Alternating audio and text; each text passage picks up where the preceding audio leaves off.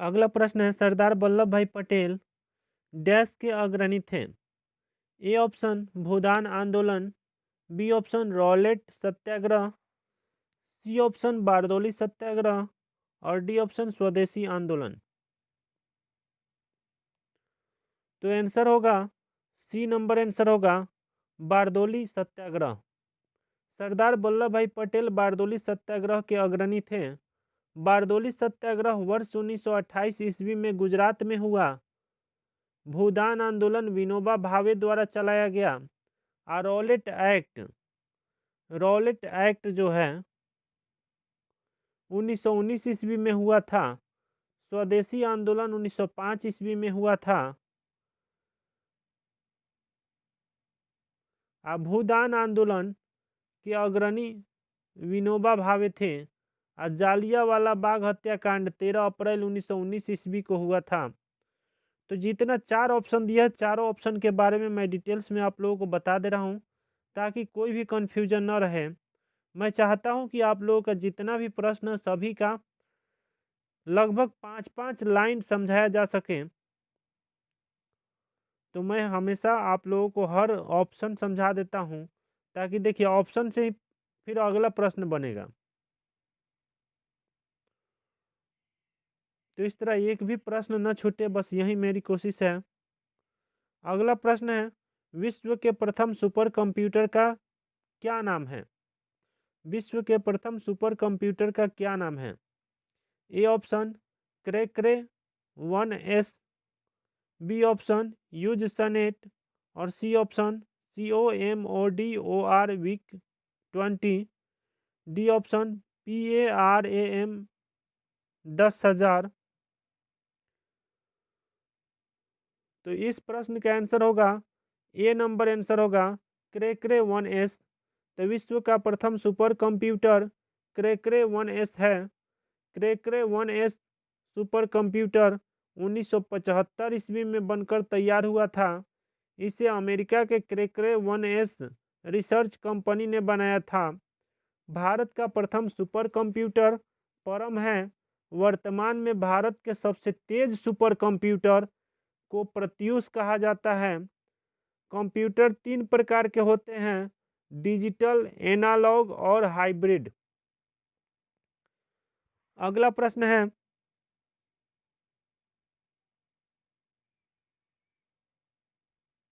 अल बरूनी द्वारा अरबी में लिखित किताब जिसमें उपमहाद्वीप का लेखा जोखा मिलता है का नाम डैश था?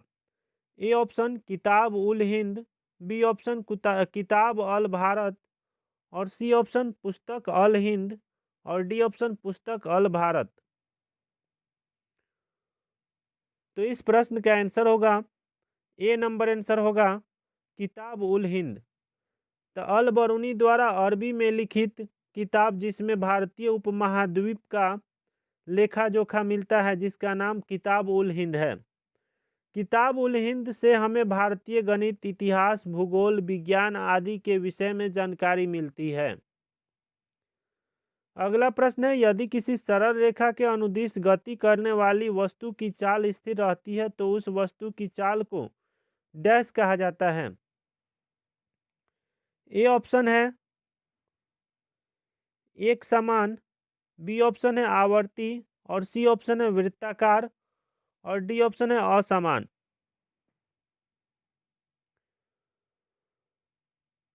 तो इस प्रश्न का आंसर होगा ए नंबर, आंसर होगा एक समान। तो यदि किसी सरल रेखा के अनुदिश गति करने वाली वस्तु की चाल स्थिर रहती है तो वस्तु की चाल को एक समान चाल कहा जाता है।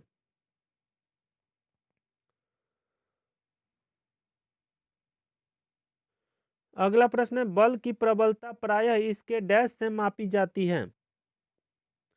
ए ऑप्शन गति से, बी ऑप्शन दिशा से और सी ऑप्शन अन्योन्य क्रिया से और डी ऑप्शन परिमाण से।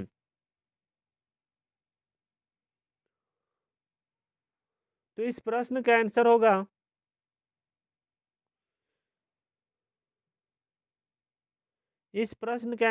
डी नंबर, आंसर होगा परिमाण से। बल की प्रबलता प्रायः इसके परिमाण से मापी जाती है। बल एक सदिश राशि है। अब बल वह बाहरी कारक है जो किसी वस्तु की प्रारंभिक अवस्था में परिवर्तन करता है या परिवर्तन करने की चेष्टा करता है। न्यूटन के प्रथम नियम से बल की परिभाषा मिलती है। कार्य की माप लगाए गए बल तथा बल की दिशा में वस्तु के विस्थापन के गुणनफल के बराबर होता है।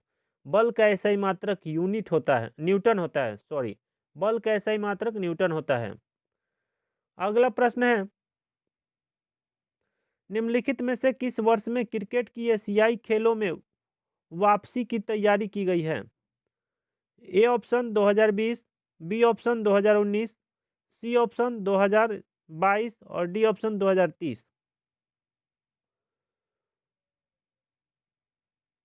तो इस प्रश्न का आंसर होगा सी नंबर, आंसर होगा 2022।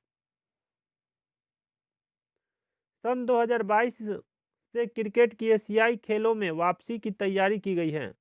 2022 का एशियाई खेल का आयोजन चीन के हांगझोउ में होगा। 2026 का एशियाई खेल का आयोजन जापान में होगा। अगला प्रश्न है, निम्नलिखित में से कौन सी गैस ग्रीन हाउस गैस नहीं है? A option nitrous oxide, B option carbon monoxide और सी ऑप्शन कार्बन डाइऑक्साइड और डी ऑप्शन ओजोन।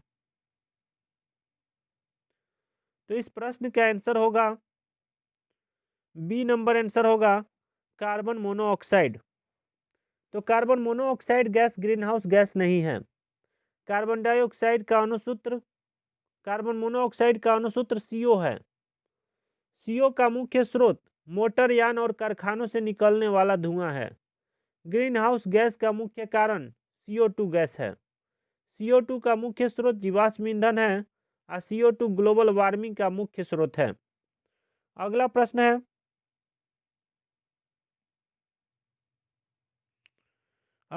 है, इन जानवरों में से किसके पास खुद को बचाने के लिए रीढ़ का एक आवरण होता है?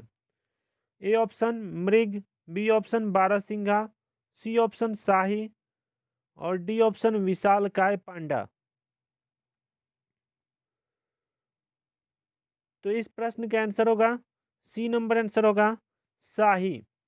तो शाही के पास खुद को बचाने के लिए रीढ़ का एक आवरण होता है। शाही के रीढ़ पर कांटा होता है। शाही चंबल के बीहर में पाया जाता है। चूहे से थोड़ा बड़ा दिखने वाला शाही अपने सामने किसी के आने पर मिसाइल जैसा कांटा फेंकता है। शाही जानवर के पूरे शरीर पर बालों की जगह नुकीले कांटे होते हैं। अगला प्रश्न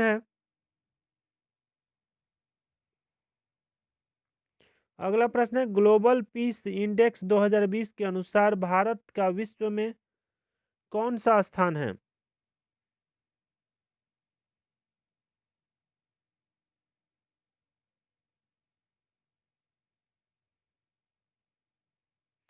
तो ये ऑप्शन है 104, बी ऑप्शन है 125 और सी ऑप्शन है 139 और डी ऑप्शन है 153। तो इस प्रश्न का आंसर होगा सी नंबर, आंसर होगा 139।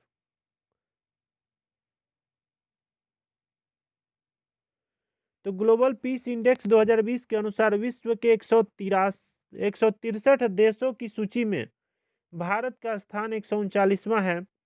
वर्ष 2020 की रिपोर्ट के अनुसार सर्वाधिक अशांति वाला देश अफगानिस्तान है।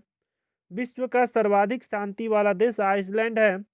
भारत के पड़ोसी देशों में चीन का 104वां जबकि पाकिस्तान का 153वां स्थान प्राप्त है। ग्लोबल पीस इंडेक्स का प्रकाशन सिडनी स्थित Institute for Economics and Peace संस्था द्वारा किया जाता है। अगला प्रश्न, सत्र 2020 से 21 के लिए भारतीय उद्योग परिसंघ के अध्यक्ष पद पर किसकी नियुक्ति की गई है?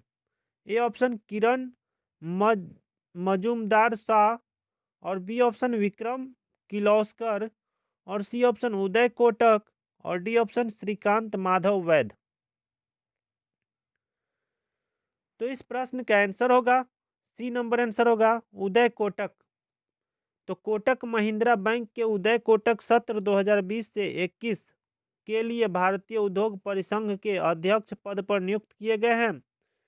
इन्होंने विक्रम किर्लोस्कर का स्थान लिया है, जो 2019 से 20 सत्र के CII के अध्यक्ष थे। भारतीय उद्योग जगत का सबसे बड़ा संगठन भारतीय उद्योग परिसंघ है।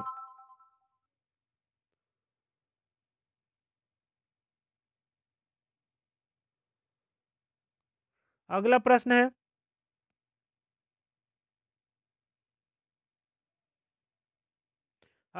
हाल ही में 69 लोगों की हत्या करने से चर्चा में रहे आतंकवादी संगठन बोको हराम किस देश से संबंधित है? A option Pakistan, B option दक्षिण कोरिया, सी ऑप्शन सीरिया और डी ऑप्शन नाइजीरिया। तो इस प्रश्न का आंसर होगा डी नंबर, आंसर होगा नाइजीरिया। नाइजीरिया में बोको हराम एक आतंकवादी संगठन है जो कट्टरपंथी विचारधारा को आगे बढ़ाना चाहता है।